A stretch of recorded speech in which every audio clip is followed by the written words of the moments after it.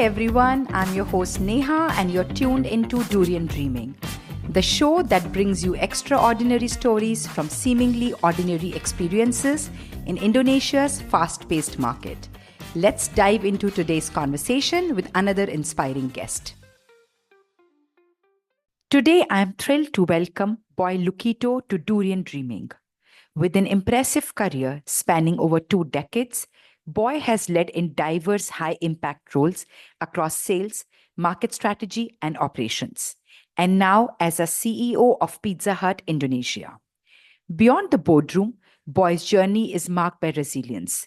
Despite a congenital heart condition, he has challenged himself through marathons and triathlons, embodying a dedication to both health and success. Without much ado, let's welcome Boy to Durian Dreaming. Hi, Boy. We are very excited to have you with us. Hi, Neha. So, Boy, you have had such an interesting career journey from leading sales at P&G, which is such a powerhouse in the CPG space, to stepping into the restaurant world as a general manager and then CEO of Pizza Hut. Now, that's a big shift. I imagine the way you approach sales in these two industries must be quite different. So, how would you say sales in the restaurant business differ from what you experienced in CPG? Yeah. I mean, yes, you can. The industry is different, but essential. The key is still the same. It is still about selling the benefit to your customers. Now, the difference is that in the restaurant industry, you are selling directly to the customers. So the feature is as important as the benefit. Okay. Again, the feature can be like whether I'm providing the best pizza dough, I'm providing the most delicious pizza toppings. Okay, but whether I'm providing it at the right price that is meeting the customer's budget at the time that they need the most, say during lunchtime, yeah, at the speed with the speed of service that is concise or fast enough that they still can enjoy it, and then still have enough time to go back to the office to do the work, right? So that holisticity of the total package is important and critical in the restaurant industries. But essentially, like I said, it's still the same. You need to understand the customers. You need to understand what they are after. Then you try to make the sales by providing what benefits them. So, Boy, in the restaurant, once the consumer walks in, there's no competition, right? I mean, it's a short sale. Yeah. But in other industries, like say CPG, Yeah. it's all about selling more. So even if you've got your product at the store, there is a lot of competition. Okay. So how do you, what are your thoughts over these two different dynamics? Correct. You are correct there. But yes and no, right? But we do have competitions before the guests came in, or before the guests walk in. Okay, so it's important to stay, as the in their top of mind all the time. So when they decide to go to the restaurant or to go ordering from the restaurants, okay, our brand is highly top in their in their mind. Okay, so the competition is there, but as you are right, as soon as they came in, there's no competition, but there will be competition the next time around. Okay, so that's why providing the best products, the best experience, the best service, the best speed is critical, so that they are convinced that the next time they want to come back to lunch, okay, or dinner, or snack time, okay, Pizza Hut is their number one choice of eating. Okay, so that's how I put it. Yeah. Okay, let's talk about your growth. You were a senior sales leader at Procter & Gamble, and then you joined Pizza Hut as general manager. How is becoming a general manager different from being a sales leader? I mean, what are the new things that you had to learn and new mindsets that you had to embrace? Yeah. Um, Obviously, when in the sales functions, okay, your KPI is only whether you are meeting the sales or not, right? So then you can throw promotions, you can throw a lot of things that probably when you are only dealing with sales, you don't really understand how that heavy promotions, how doing promotion too frequent can actually impact the total company's, profit bottom line. So when you move to a general manager, you have a more holistic view of all of how the company operates. Okay, so then you started to try to strike a more balanced approach on, yes, you want to drive sales, but more importantly, how you drive profitable sales. Okay, and a profitable sales sustainably. Okay, that's even more challenging than when I was only doing sales. Okay, when I was only doing sales, what matters to me is whether I close the month and then I move to the next month, right? And the following month would be a different issue that I need to worry on that particular month, not today. Worry about next month sales next month. So, if they are like, what advice would you give to sales leaders who are trying to make the transition to a general manager role? Like, is there any particular skill or an attitude that one should have to be successful in this transition? Yeah. uh, I wouldn't say particular skills. I Hmm. would say um, keep being humble. Okay. I used to train myself to keep on being the stupidest person in the room. Okay. And then try to sit, surround yourself with the most important people. Like I was not strong on finance, right? Even I think I remember back in my when I still doing my industrial engineering bachelor degree, my I think my accounting and finance got a C. Okay, so I was not strong in finance, but I learned that when in it is corporation finance is important. So in order to do that, then when in PNG operates at a time as a hot desk, you can actually sit around everywhere, right? You can choose which chair and you can choose where do you want to sit next to. So I always choose to sit next to a finance person because I always think that they are the smartest people, right, in the company, or really know the numbers. And then I try to be, I try to be humble, always ask questions. Don't be afraid to ask questions, and you will actually sharpen your knowledge by asking questions. You don't brag, about how smart you are, how you can do that on other occasions, but on this skill set is important for you to stay humble. Hmm. You know, boy, a lot of our listeners are young Indonesians trying to make a mark in the world of business. Nowadays, work life balance is very important to the next generation. There's always this debate around working hard and working smart. What are your views on this? Yeah. Um, I always like these questions because it's funny. People around me always told me you need to work smart, not work hard, right? That's the most popular jargon. But when you work at a place like PNG, where everyone is smart, Neha, right? So how can you work smarter than smart people, right? Then the only thing that will make a difference and make you, you know, um, climb the career faster than the rest are basically whether you are working hard, harder than them or not. Okay, because Mhm. everyone is smart. I think the key is really how you prioritize.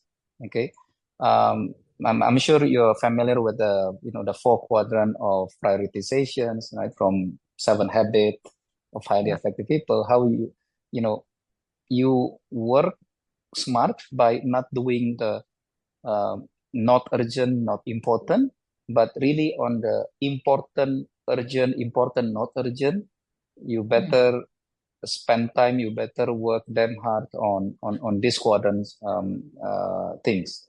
Okay, that's probably my the best advice I would give.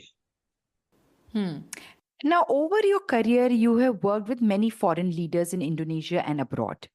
In your view, what's it that many foreign leaders miss or get it wrong about leading Indonesian teams?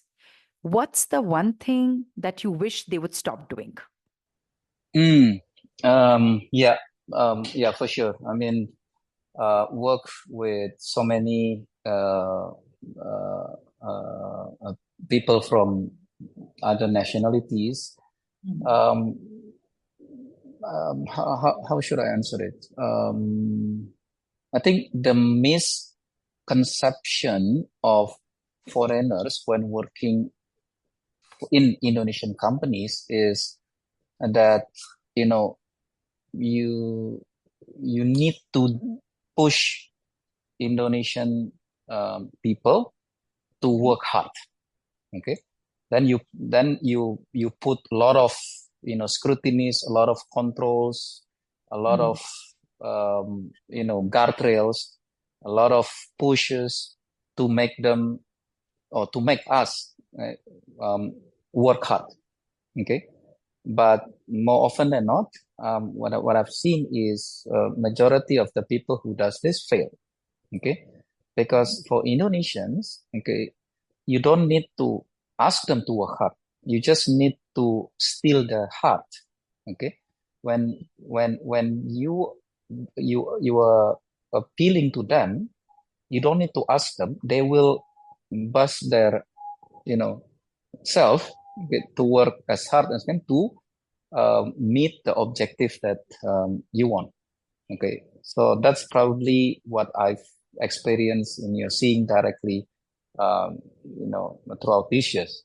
Okay, you just need to have a high level of compassion, high level of you being there, stand amongst them, being part with Indonesian people.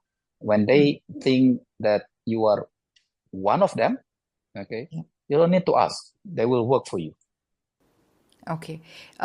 Can you recall any instance where you faced a challenge in trying to get Indonesians to work hard? Um, Rarely, right? I mean, in Indonesian, they tend to work hard. I mean, I remember the time where, in PNG, most of the people I work with, they can spend, they can spend up to 9 p.m., okay, and then just go out to eat snacks and then come back and then work up until late again, right? That's the environment, but they they can do and they're willing to work like that without complaining because they believe on the value, they believe on the leaders, they believe on, okay, if I do this, then actually helping everyone achieving the same goal. Okay, but people where people where they tend to go home early, that they don't want to work hard, is because they don't have that connection with the leaders. That why should I do this? So it's not really about the work itself. It's about the leaders. Right? I remember when a wise man in PNG, one of my mentors used to advise me that in PNG, people join for the company, but the people left because of the boss. Okay, so it's really important to um, you know being part of the making Indonesian people part of your own tribe. So, this is about, say, the talent in Indonesia and how it differentiates or is different from the rest of the markets.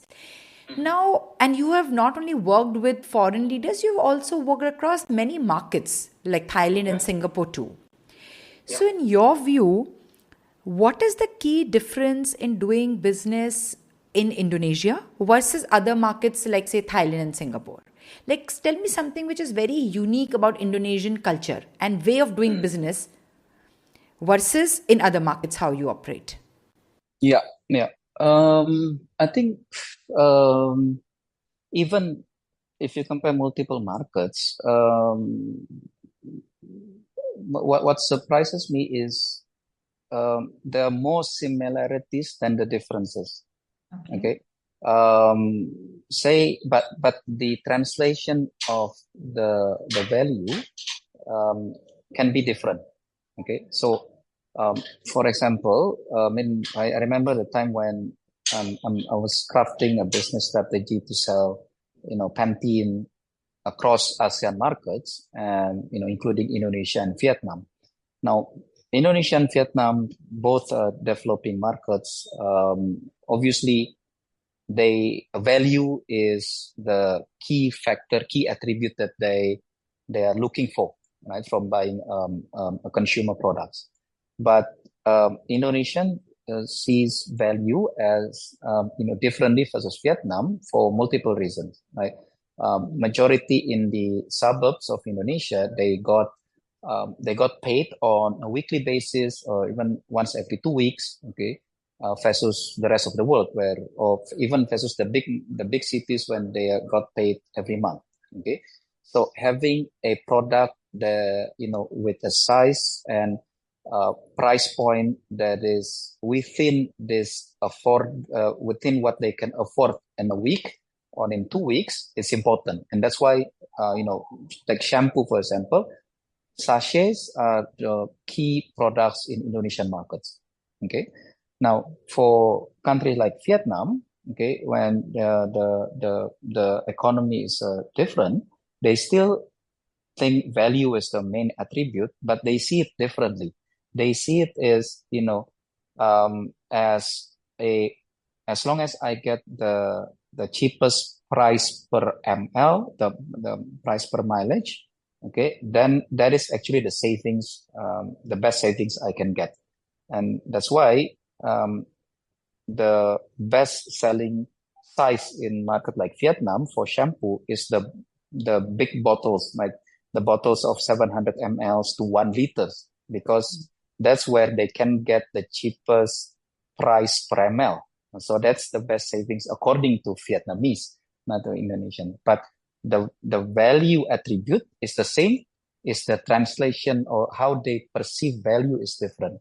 So you need to be able to understand the different nuances on different markets to be able to craft the right market strategy or business strategy. Same as like in Australia. I remember when the time I handled Gillette for Asia Pacific, right? So Australia was also one of my country of responsibility. You would think like a developed market like Australia, Caucasians, it's a developed market, very mature economy. Then premium is the name of the game. Well, apparently not. Okay, they still chase value. Okay. Apparently the peak of the sales happen when you do buy one get one promotion of 50% off. Okay. It's just that they buy higher more premium products, yes, but they still after that kind of promotions uh, value for money, I think, right? So you would be very surprised that their consistencies across the markets is just how they translate this um, uh, attribute differently, and understanding the difference will actually help you craft the right business strategy. Boy, I'm so glad you touched upon this uniqueness of different markets despite these countries part of one region, Southeast Asia. So, Yeah. how value perception is different from a consumer for a consumer in Vietnam versus that in Indonesia and the sizing of the product. Now, Indonesia is extra unique, if I can say it. It's one of the Yeah. few markets which has formidable local competition in the CPG industry. So, Yeah. whether it's Wings Group or Mayura. Yeah. Now, you have competed with them during your time at PNG and competing with them right now in Pizza Hut. In your view, what makes these local companies like Wings and Miura so successful in the Indonesian market? Hmm. Well, obviously, yes. Obviously, it's the scale, Mhm. and the business model is also different, right? Um, Obviously, say for companies like the multinational, for sure they sometimes they employ expats. Obviously, then the cost will be different versus locals. They have um constraints or uh, criterias which need certain treatment where that meets the call it the standards of the multinational company, where local companies they tend to be flexible on that one. So obviously that um, uh, impacts to the cost structure in itself. But from what I learned is you will never, if you are handling the multinational, you will never be able to win by trying to copy the businesses, the local businesses, right? You will fail for sure for trying. A lot of people have tried and failed. Okay, I think the key is really to go back to what makes you great, right? What makes your brand at the first place. So always go back to the core, making sure you give the best products, the best services, and then you can charge the price accordingly. Versus you try to compete only price, knowing that your because of the certain quality of your brands or products, you will never be able to charge the price as low as them, because Indonesia is has a lot of people, right, and a lot of different demographics as well. Okay, you need to be able to know which demographic that you are after, rather than fighting the same game with them. Okay, I don't think you can try, but experiences tell me that not work. Okay. So, can we say that for global companies which are looking to expand in Indonesia or play in Indonesia, they need to be very sure about, they need to carve their own niche. Like you said, be very sure of what demographics you're going after. Yes, that is right. Then you try to produce locally, and then you try to um, exercise what the local company does, the same thing. But if you still keeping the same structure, like the multinational companies, it's very difficult for you to play the same game. Okay.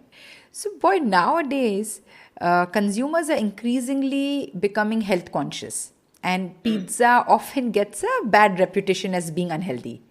I mean, personally, I love pizzas, but I just wanted to ask this. So, how is Pizza Hut thinking about addressing these concerns from consumers? The concern on the healthy part. Yeah. Well, I think it depends. I mean, with we never communicate our products like as health, like healthy and everything, right? Because that's not the our reason for being. A reason for being for Pizza Hut Indonesia is really to provide the best products, the best place, the best experience for you to share joy, to share the the key moments in your life, and in any moments of your life, right? Be it in the restaurants with our crew, or be it at your place, your own place, by ordering pizza through our PhD outlets. Okay, so that's always been that's always been the core value of Pizza Hut Indonesia. I guess now the way to still the win in the market is really to focus on what we do best, okay, which is whether our products are innovative enough that we can always bring new users to come in, bringing them on the table experience so that they can uh, snap our pizzas and then wanted to upload on Instagram. and those sorts of things. And by getting their joy up when having experience with our brands, that in itself will actually improve their state of health, right? The mental health, well-being, and so on. Now, obviously, when you think about the ingredients of the pizza itself, I mean, we always we use the best ingredients there is, right? We use 100% US cheese, so it's not like processed cheese and everything, as our mozzarella, and as strain cheese for our stuffed crust, and we produce our own pizza toppings. Okay, we have a state-of-the-art technologies to produce the best pizza toppings, so it guarantees food safety.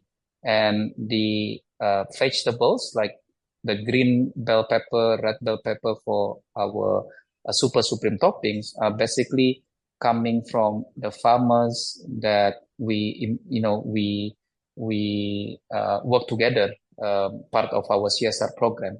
So by eating our super supreme pizza, right, you can have the best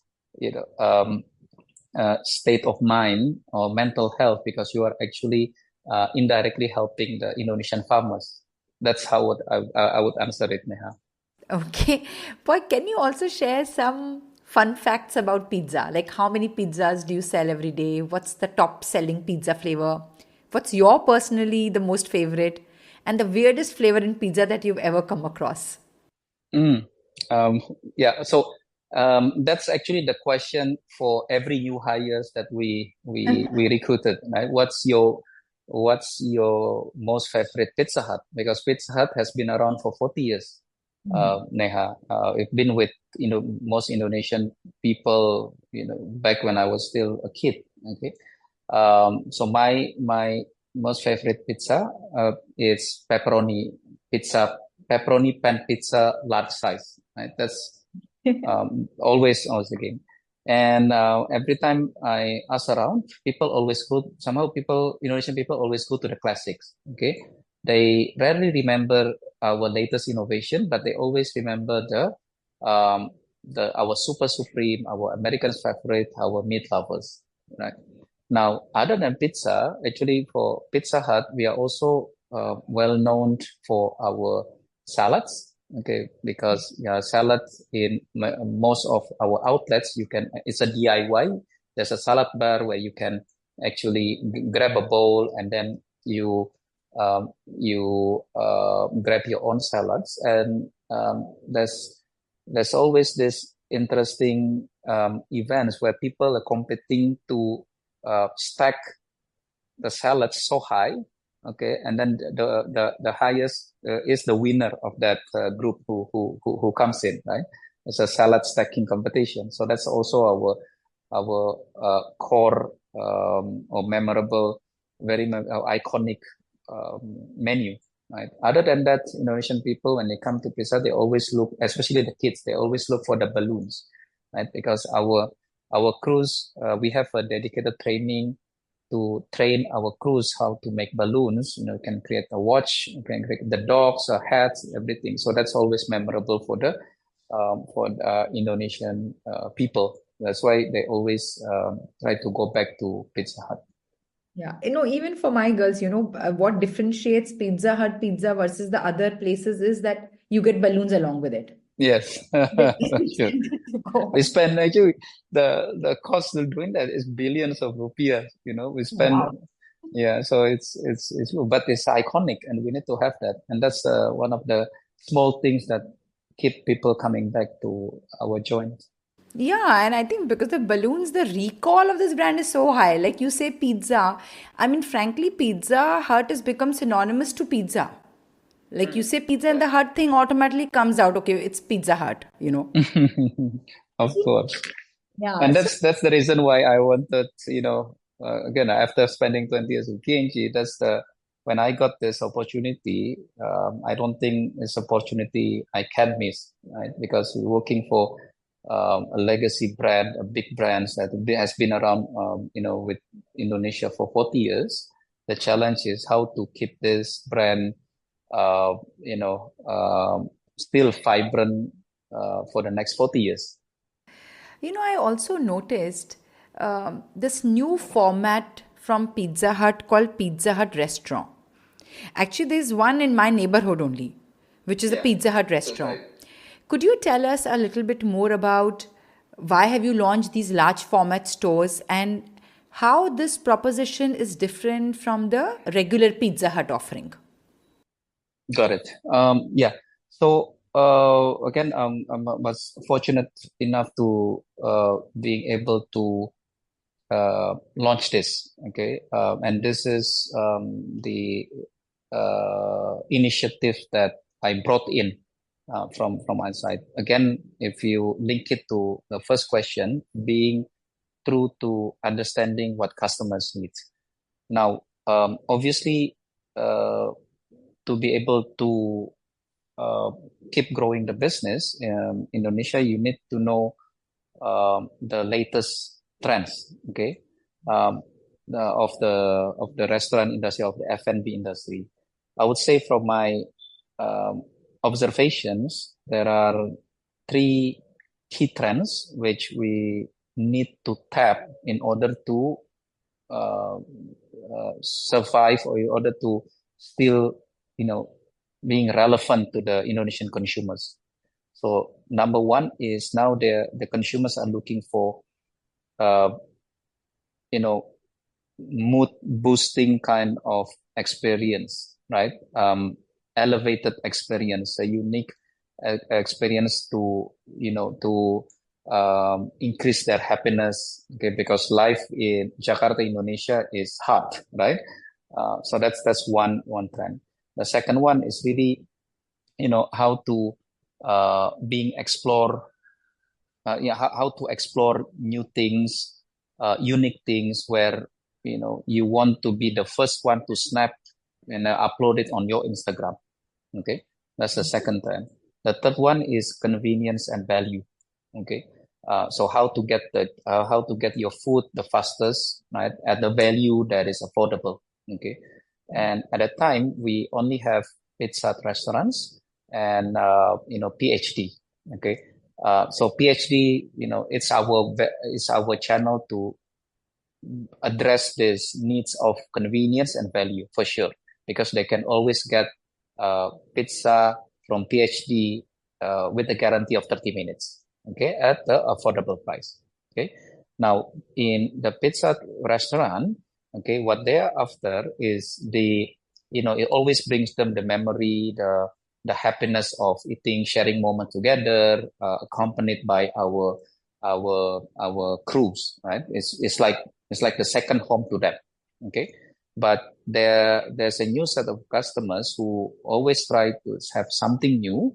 But then if you only have Pizza Hut restaurant, then it's always considered a classic, right? It's not innovative. That's why we want to have something new, to bring in an elevated experience with a different kind of menus that is only unique to Pizza Hut Ristorante. Okay, hence the born of Pizza Hut Ristorante. So now I think in the span of 6 months, we have converted up to 30 uh, Pizza Hut restaurant to Pizza Hut Ristorante, where now you can enjoy our choices of gourmet pizzas. It's a hand kneaded pizzas with the classic toppings like margarita, marinara, quattro formaggi, right, where you cannot find this in the mainstream pizza restaurants. And you can try steaks as well if you fancy to. It's a fresh steaks, like you don't need to go into a dedicated steak place to try steak. You have that. You can find it in Pizza Hut Ristorante, as well as our classic Italian pastas, spaghettis, fettuccinis, those sorts of menu, right? And obviously, in Pizza Hut Ristorante, there's a specialty coffees. Right nowadays, Indonesians love their coffees. Okay, and what we learn is people after, because we do not have specialties coffee, after eating a pizza, they always go to some coffee place to buy their coffee. So might as well we bring the coffee in, right? So that our guests can get the holistic, experience in the same place. So that was the reason, or the drive behind the born of Ristorante. Wow, remarkable. So, if there was an entrepreneur looking to start a QSR type business in Indonesia, what would you recommend? Wow, that's an interesting one. I mean, depending if you have a lot of money, right? Then you probably want to compete in coffee, right? But if you don't really, you have a limited capital, okay, then you really better understand which uh, type or which consumer segment that is currently not being addressed by the local players. Okay. But I mean, the opportunity is very fast. Yeah. Now, even the coffee players, they evolve, okay, from only um, opening outlets, again, linked to the trend of convenience and value. Now they are expanding themselves to do this uh,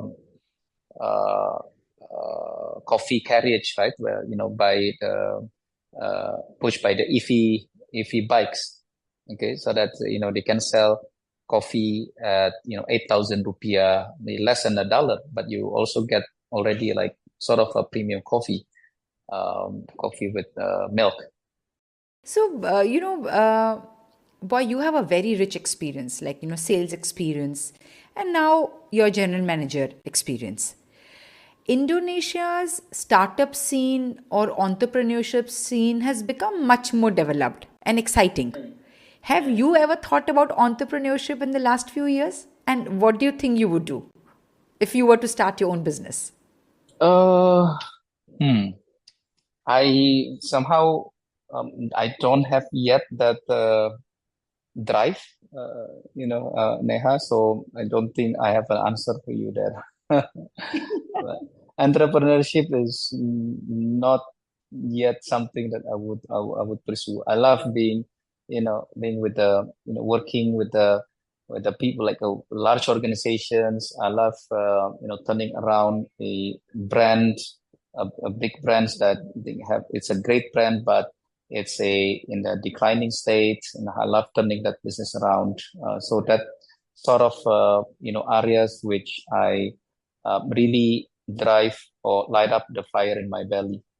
Yeah. No, actually, the reason I asked is because, of course, your experience is one part, but also you brought this new dimension to Pizza Hut, like Pizza Hut restaurants, right? Mm, mm. So maybe not now, but in the near future, do we see you starting your own chain of restaurants?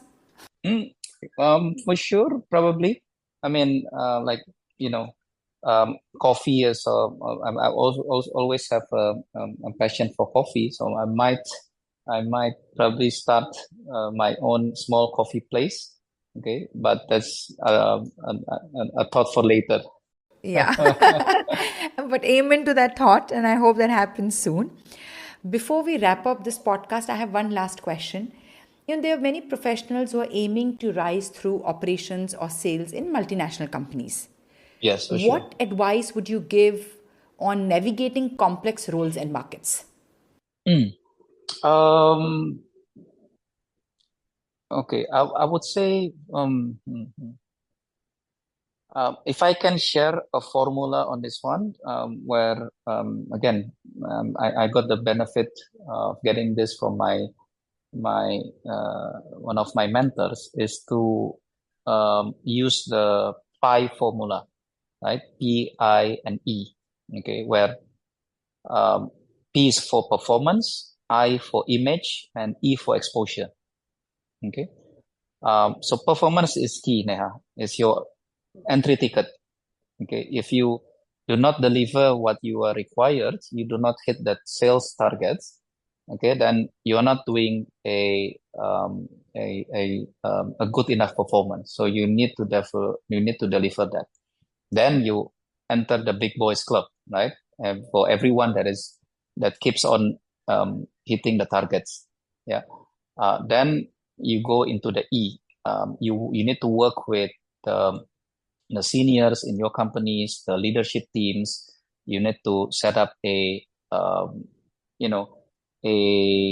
regular drumbeat to discuss with them, and this will help create a good image of yourself, right? It's not only a person that keeps hitting the sales target or keep delivering what you need to deliver, but you also can engage with the broader organization. So that's creating a good image on you. Last is exposure, right? No matter how good your performance, no matter how you can actually work well with your peers or the bigger groups, but is the company giving you enough exposures for you to climb up the ladder to explore multiple roles out there or even multiple countries, like what I experienced, right? So for this, you need to make your line manager as your key partner. You don't think your line manager only as a boss that gives you things to do, right? That boss or that line manager also has the responsibility to help you grow. Okay, so being a partner, making your line manager a partner is critical, right? Then you have all the recipe for growth. You have the performance, you have a good image, you have a strong performance.